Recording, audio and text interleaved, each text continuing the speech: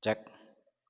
Halo semuanya, kita bertemu lagi dalam perkuliahan perilaku organisasi. Kali ini kita akan belajar tentang teori motivasi. Tujuan pembelajaran.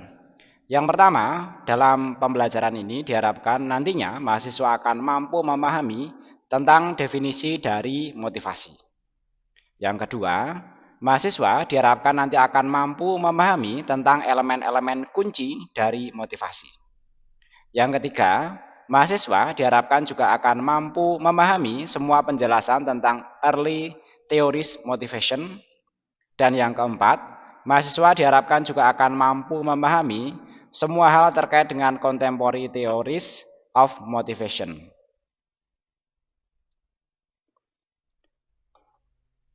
Lanjut kita pelajari mengenai definisi motivasi secara etimologi. Motivasi dalam bahasa Inggris disebut juga dalam istilah motivation. Ya, saya kira kita tahu ya dalam penggunaan istilah motivation sehari-hari dalam ini ya percakapan bahasa Inggris kira-kira seperti apa. Kemudian berikutnya motivasi berasal dari bahasa Latin yaitu motivius. Ini merupakan bentuk kata dari movere yang memiliki pengertian bergerak atau menggerakkan. Jadi penggeraknya apa atau istilahnya pendorongnya apa. Biasanya dalam informasi sehari-hari kita biasanya mendengarnya seperti itu ya. Jadi kalau misalnya dianalogikan seperti mesin ya kira-kira nanti ini tenaganya. Kalau sepeda motor itu misalnya penggeraknya biasanya di sisi belakang. Kalau mobil ada yang belakang saja, ada yang depan saja, atau yang keempat-empatnya sebagai penggerak ya. Jadi nanti gambarannya kurang lebih seperti itu. Nah, dalam bahasa Indonesia, kata motivasi juga memiliki kaitan dengan kata motif yang berarti daya penggerak atau alasan untuk melakukan sesuatu. Nah, ini biasanya dalam berita-berita kasus kriminal biasanya juga menggunakan istilah ini. Jadi nanti semua istilah yang tadi kita sebutkan itu nanti ada keterkaitan hubungan maknawi atau definisinya. Nah, selanjutnya kita lihat definisi motivasi menurut para ahli. Yang pertama, mengatakan bahwa motivasi adalah proses yang menghasilkan intensitas, arah, dan ketekunan individu dalam usaha untuk mencapai tujuan, menurut Robbins and Judge. Yang kedua, motivasi adalah sebuah keinginan yang ada pada diri seseorang yang merangsangnya untuk melakukan berbagai tindakan, menurut J.R. Terry.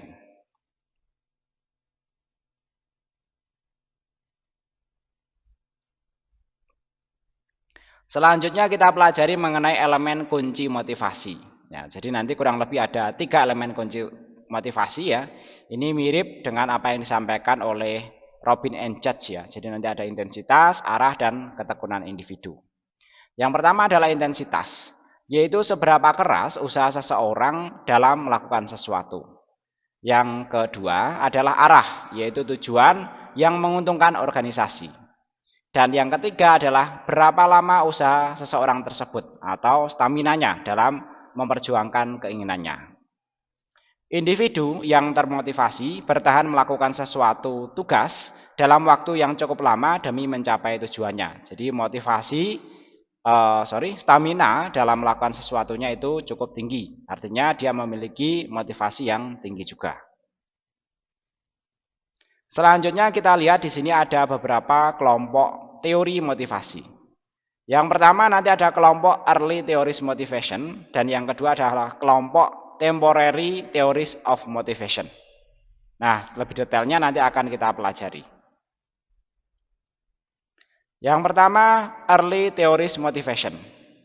Nanti dalam early theories motivation ada beberapa bentuk ya. Nanti yang pertama ada bentuk teori hierarki kebutuhan, kemudian ada teori X dan Y, kemudian ada teori 2 faktor, serta nanti ada bentuk teori ERG.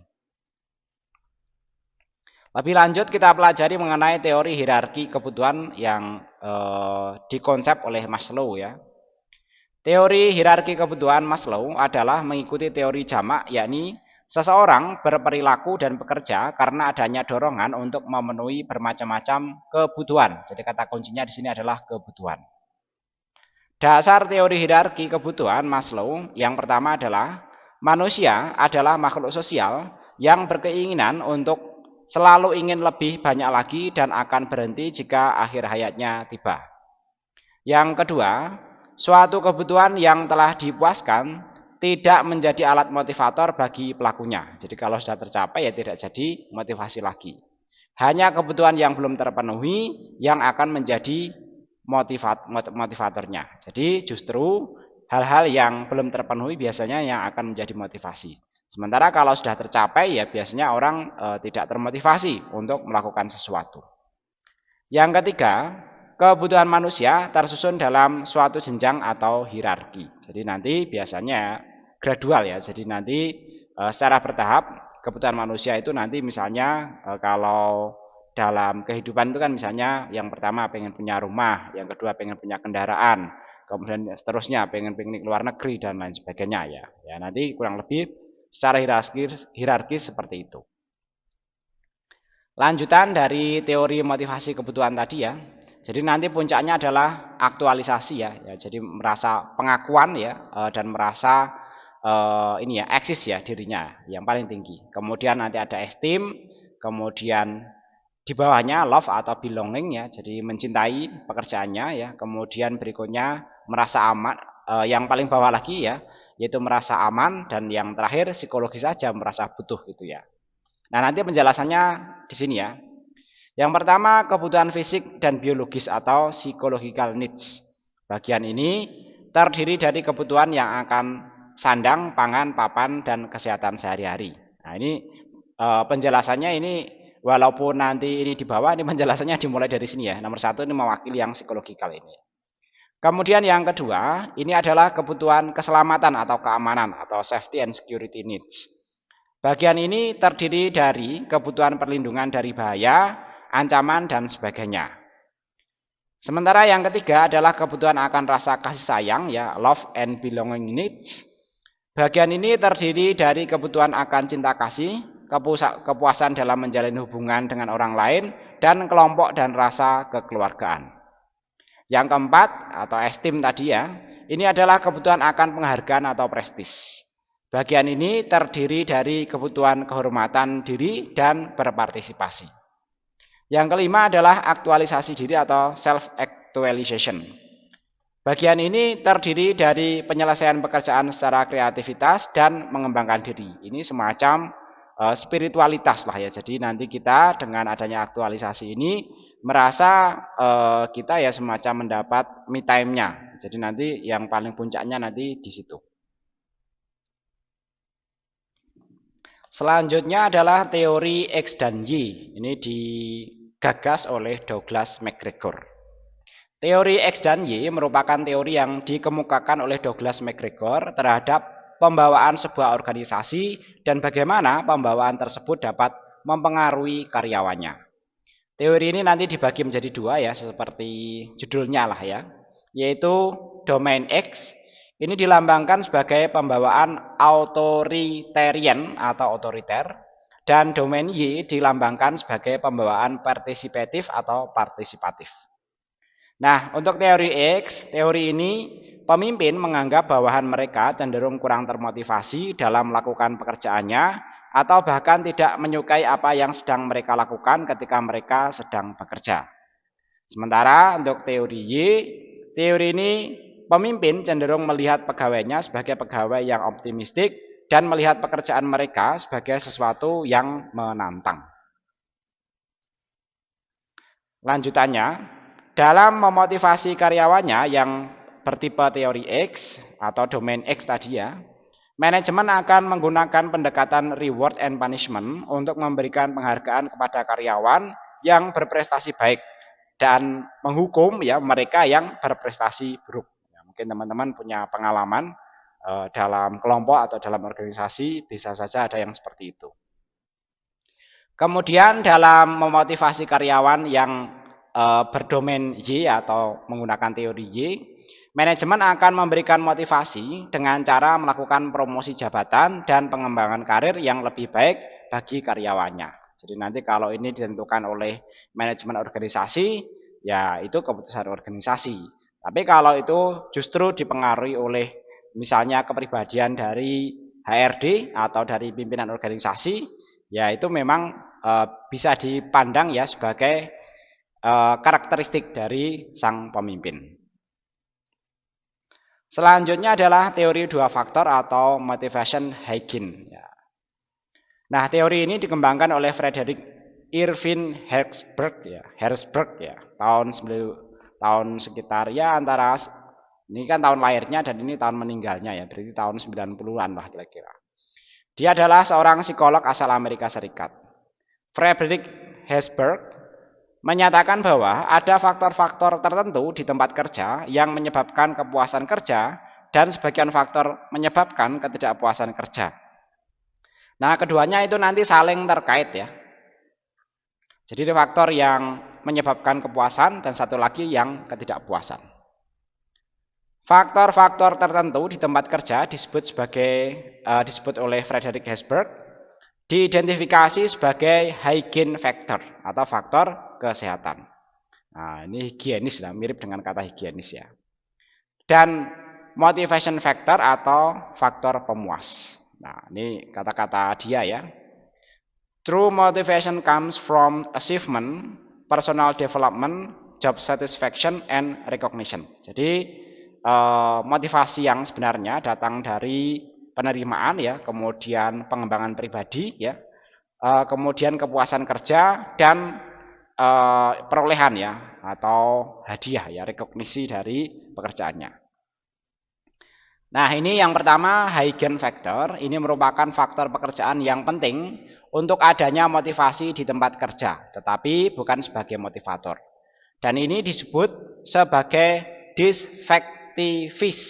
disfectivir atau faktor pemeliharaan yang diperlukan untuk menghindari ketidakpuasan. Dissatisfier ya. Nah. Kemudian yang kedua adalah motivation factor. Ini adalah faktor-faktor yang melekat dalam pekerjaan dan memotivasi karyawan untuk sebuah kinerja yang unggul, yang disebut sebagai faktor pemuas. Selanjutnya teori ERG. Ya, ini kepanjangannya adalah Existence, Relatedness, and Growth. Kebutuhan intinya yang pertama adalah eksistensi, ya sesuai dengan singkatannya ini ya, yaitu pemenuhan kebutuhan dasar. Yang kedua adalah hubungan, yaitu keinginan untuk menjalin hubungan antara pribadi. Yang ketiga adalah pertumbuhan, yaitu keinginan untuk pengembangan diri. Jadi konsepnya lebih dari satu kebutuhan dapat beroperasi pada saat yang bersamaan. Jika kebutuhan pada tingkat yang lebih tinggi tidak dapat dipenuhi, maka keinginan untuk memuaskan kebutuhan di bawahnya akan meningkat. Nah, jadi ya idealnya kita aktualisasi. Tapi nanti kalau ini ya tidak terpenuhi ya nanti ya kita cari yang kira-kira kita bisa lah ya. Teori ERG dikemukakan oleh Clayton et Elderfer. Agak sulit ya orang kita untuk mengeja ini ya. Yaitu seorang psikolog asal Amerika Serikat, di mana teori ini merupakan simplifikasi dan pengembangan lebih lanjut dari teori hierarki kebutuhan Abraham Maslow. Ya, jadi ada hubungan dari teori kebutuhan yang dikembangkan oleh Abraham Maslow. Elderfer berpendapat bahwa pemenuhan atas ketiga kebutuhan tersebut dapat dilakukan secara simultan atau bersamaan. Artinya bahwa kebutuhan dari teori ERG ini tidak bersifat hierarki atau dari atas ke bawah ya. Manajer harus memiliki pemahaman tentang kebutuhan yang harus dipenuhi oleh karyawan pada waktu yang sama. Apabila hanya fokus pada satu kebutuhan pada satu waktu saja, hal ini tidak akan efektif untuk memotivasi karyawan menurut teori ERG ini. Nah, selanjutnya ya kalau tadi teori yang pertama adalah teori tentang early motivation ya. Berikutnya kita pelajari mengenai contemporary theories of motivation. Untuk contemporary theories of motivation nanti ada beberapa sub-subnya ya. Yang pertama adalah teori kebutuhan David McClelland ya. Ini mirip lah ya dengan teori kebutuhan yang ada pada early motivation. Yang kedua adalah teori evolusi kognitif. Yang ketiga adalah teori penetapan tujuan. Yang keempat adalah teori penguatan.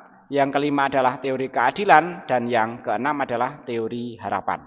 Nah, lebih lanjut nanti akan kita pelajari. Yang pertama dalam teori kontemporeri ini ya, yaitu teori kebutuhan. David McClelland yang hidup sekitar 1917 sampai 1998 merupakan profesor di bidang psikologi di Universitas Wesleyan, USA atau United States of America. Dalam teorinya, McClelland's Achievement Motivation Theory, di mana teori ini memfokuskan pada 3 kebutuhan, yaitu kebutuhan akan prestasi atau achievement, kebutuhan akan kekuasaan atau power, dan kebutuhan akan afiliasi atau affiliation. Nah, McClelland ini mengatakan bahwa kebanyakan orang memiliki kombinasi karakteristik tersebut, ya, di 3 ini ya, yaitu prestasi, kebutuhan, dan afiliasi.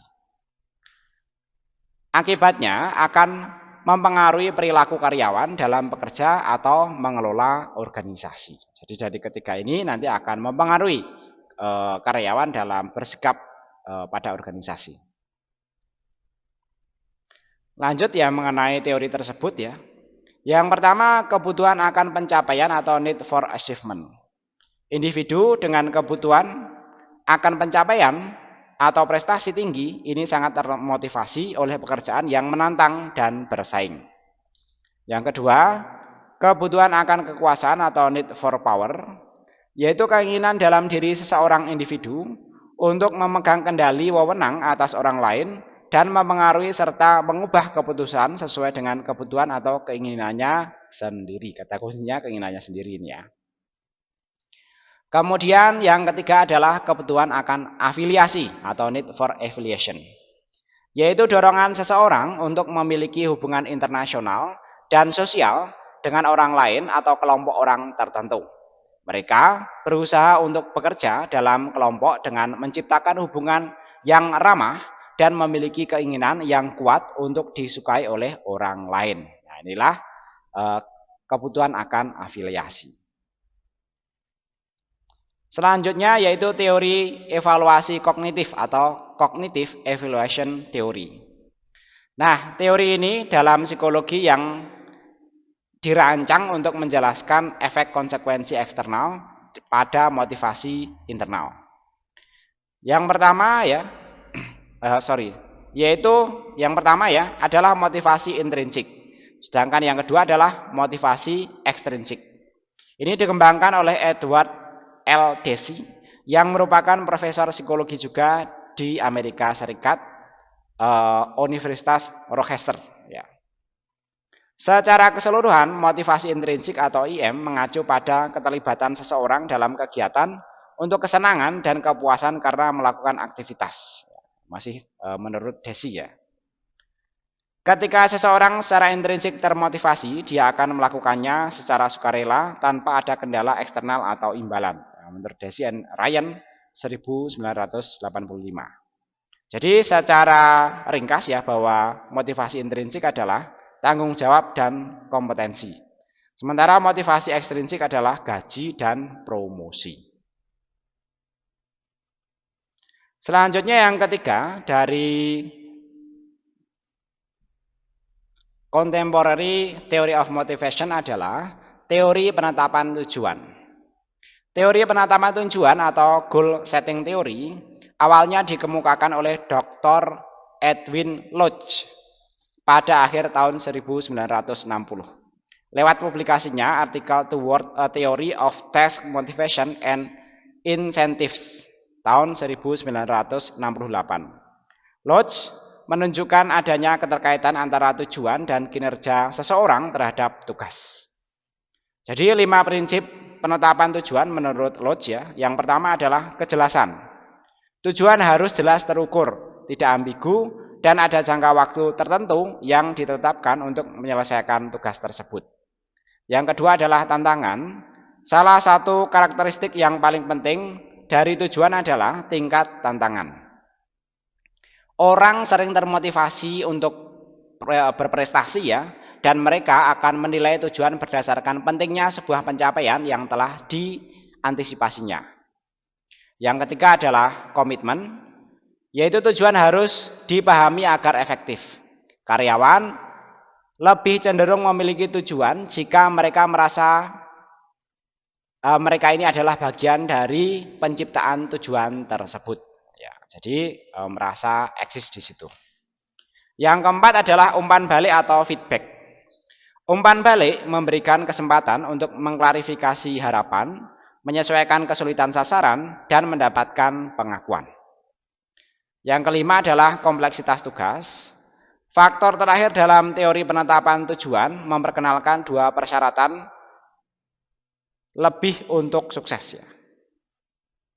Untuk tujuan atau tugas yang sangat kompleks, manajer perlu berhati-hati untuk memastikan bahwa pekerjaannya tidak menjadi terlalu berlebihan. Jadi nanti tujuannya juga harus jelas agar nanti mungkin merasa karyawannya tidak merasa dipermainkan. Selanjutnya yang keempat adalah teori penguatan atau reinforcement theory. Ini merupakan teori yang dikemukakan oleh B. Frederick Skinner yang beliau masa hidupnya yaitu tahun 1904 sampai 1990 yang merupakan seorang psikolog Amerika dari aliran behaviorisme.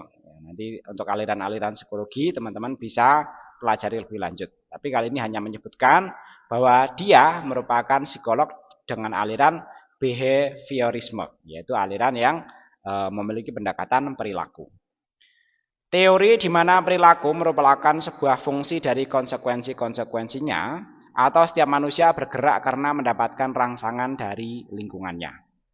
Menurut teori ini, motivasi seseorang bekerja tergantung pada penghargaan yang diterimanya dan akibat dari apa yang akan dialaminya nanti.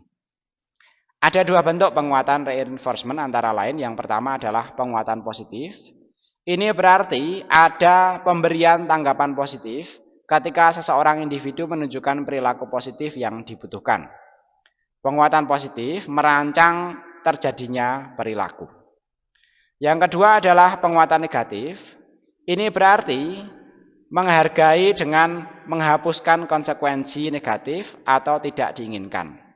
Baik penguatan positif atau negatif dapat digunakan untuk meningkatkan perilaku yang diinginkan diperlukan ya. Jadi perilaku yang diinginkan itu nanti diperlukan ya. Di sini ya. Jadi nanti penguatan positif dan negatif untuk dapat meningkatkan perilaku yang diinginkan itu nanti diperlukan ya. Contoh pemberian penguatan negatif yaitu hukuman, yaitu menghapus konsekuensi positif sehingga dapat menurunkan kemungkinan mengulangi perilaku yang tidak diinginkan di masa depan.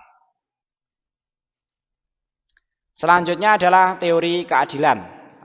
Ini digagas oleh J. Stacy Adam. Teori keadilan dikemukakan pertama kali oleh J. Stacy Adam, di mana teori ini menyatakan bahwa manusia mempunyai pikiran, perasaan, dan pandangan yang mempengaruhi pekerjaan mereka. Teori ini diciptakan secara khusus untuk memprediksi pengaruh imbalan terhadap perilaku manusia. Teori motivasi ini didasarkan pada asumsi bahwa orang-orang dimotivasi oleh keinginan untuk diperlakukan secara adil dalam pekerjaannya, di mana mereka akan mendapatkan pertukaran usaha dan imbalan secara adil dari organisasi. Jadi nanti acuan pembandingnya yaitu diri dari dalam, diri dari luar, individu lain di dalam, dan individu lain di luar.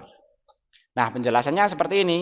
Diri dari dalam, ini adalah pengalaman seorang karyawan dalam posisi yang berbeda di dalam organisasinya dewasa ini. Sementara diri dari di luar diri sendiri, ini adalah pengalaman seorang karyawan dalam posisi atau situasi di luar organisasinya saat ini. Yang ketiga, di dalam diri orang lain, yaitu individu atau kelompok individu lain di dalam organisasi karyawan tersebut. Kemudian yang keempat, di luar diri orang lain, yaitu individu atau kelompok individu di luar organisasi karyawan tersebut.